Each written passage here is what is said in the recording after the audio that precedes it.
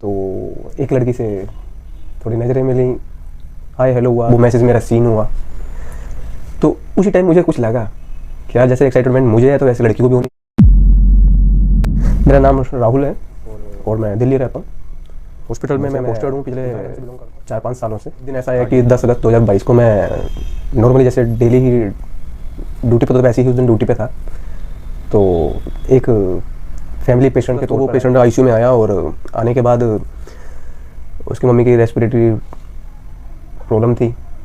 तो वैसे तो उनको बाईपैप की नीड थी, तो बाईपैप में डालने के बाद वेंटिलेटर मशीन में उनको रखा गया। और बाईपैप मशीन पे रखने के बाद हर किसी पेशेंट को मैं देखता था, पर उनके पेशेंट को मैं ज़्यादा ही देख रहा था।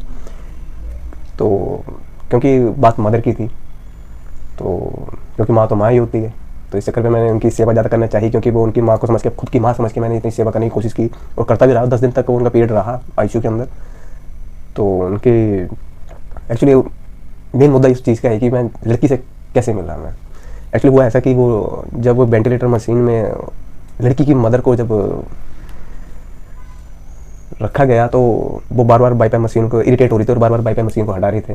तो उनको जाके मैंने समझाया कि अगर इसको कंटिन्यू कर लगा के रखते हो 2-3 घंटे तो तुम्हारे लिए ही सही रहेगा। तो वो बार बार पानी पी रहे थे, बार बार वोमिट कर रहे थे, बार बार उस मशीन को हटाने की। सामने एक लड़की बैठी हुई थी, उस लड़की को देखा। लड़की को देखने के बाद मेरा थोड़ा मन पिघला और सोचा कि आंटी तो इरिटेट हो रही है मशीन पे, वेंटिलेटर मशीन पे। तो थोड़ा समझाने की कोशिश की मैंने। तो आंटी को बताया कि आंटी ऐसा है कि इसको लगाने के बाद अगर 2-3 घंटे लगा के रखते हो तो आपको थोड़ा सा अच्छा फील होगा और होता है इस मशीन को लगाने की जरूरत भी ना पड़े। तो मैंने उस मशीन को हटाया, लगाया, हटाया, लगाया। तो एक्चुअली वो उस लड़की ने, जो रागनी थी लड़की, तो उस लड़की ने मुझे बोला कि सर इसको ऐसे नहीं हटाते हैं। तो वो हमारा पहली दूसरे से मुलाकात थी। तो वो उस टाइम पे पहले जब मिले तो हम उस बात पे भी एक दूसरे को लड़ाई थी वो। तो उसमें मुझे लड़की ने मुझे कमेंट करा कि सर ऐसे भी आए थे सर, वो ऐसे हटा के गए हैं। तो मुझे उसकी बात का बुरा तो लगा, पर मैंने सोचा भी कि मैंने कहा वो जो आया था वो मुझसे 3 साल का जूनियर है और मैं उससे सीनियर हूँ, तो मुझे भी पता है कि कैसे हटाते हैं, कैसे लगाते हैं। तो वहाँ पे हम दोनों को ना बात तो नॉर्मली थी, पर वहाँ पे हम दोनों का कुछ पहली कंट्रीब्यूशन थी तुम्हारी। पहले वहाँ पे ही एक दूसरे से नज़रें मिल गई हमारी। तो ऐसे करते फिर मैंने लास्ट टाइम में जब आंटी ने फिर वो बाईपैप मास्क हटाया, तो फिर मैंने लास्ट टाइम एक बात समझाने की कोशिश की और मैंने बड़े प्यार से उनसे कहा कि आंटी जी इसको अगर 2 घंटे भी लगा के रखते हो तो उसका 2 घंटे इसको लगाने की जरूरत नहीं पड़ेगी। तो जैसे तैसे करके आंटी ने मुझे भी बोला कि हाँ ठीक है बेटा, मैं कोशिश तो करती हूँ। तो मैंने जैसे लगाया और बाकी में 2 या 3 घंटे के बाद दोबारा उस मशीन की जरूरत ही नहीं पड़ी। तो वहाँ पे मेरा प्लस पॉइंट ये बन गया कि आंटी को लगा कि जो कहा वो हुआ। तो ऐसे करते जो रागनी बैठी थी लड़की, तो उसके सामने मेरी अच्छी इमेज बन गई कि बाकी में बोला भी और वैसा हुआ भी। तो ऐसे करते करते फिर रागनी मुझे देखने लगी, मैं रागनी को देखने लगा। और थोड़ा मैं हंसमुख इंसान हूँ, तो हंसते हुए चेहरे में वो थोड़ा सा अच्छा इंप्रेशन जमा कि थोड़ा अट्रैक्शन सी होने लगी लड़की को मुझसे भी, और मुझे भी होने लगी थी। और मैंने बहुत सेवा की उनके। 10 दिन उन्होंने मेरे साथ काटे और 10 दिन मैं हॉस्पिटल में उनकी सेवा की। तो हर छोटे मोटे काम पे मैंने उनका बहुत साथ दिया और ऐसे ऐसे मेरा इंप्रेशन जमता गया और उनकी फैमिली को थोड़ा अटैचमेंट हो गई मुझसे और मुझे भी उनसे हो गई। तो ये सब सिर्फ माँ के लिए था, तो क्योंकि वो माँ ही है। तो ऐसे करते करते उसकी फैमिली को मुझे मतलब प्यार देने लगे कि, और उनकी फैमिली के सामने मेरी अच्छी इमेज बन चुकी थी। तो लड़की को भी लगा कि नंबर देना चाहिए क्योंकि लड़का अच्छा है, और कोऑपरेटिव में नंबर भी मिल गया। तो नंबर मैंने एक पेज पे लिख के दिया। तो लड़की ने तो पहले मना किया, क्योंकि वो तो होती हैं ऐसी लड़कियाँ, होता तो मन है पर फिर भी नखरे करती हैं।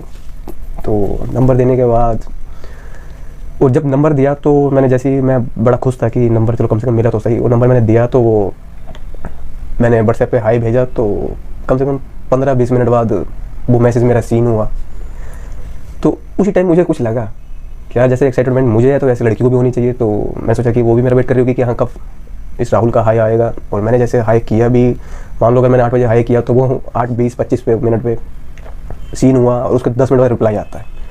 तो वहाँ पे मुझे कुछ डाउट सा हुआ कि शायद इंटरेस्ट नहीं होगी लड़की को मेरे अंदर, तभी शायद। तो मैं सोचा होता कि मदर के चक्कर में भी थोड़ा बिजी हो इंसान।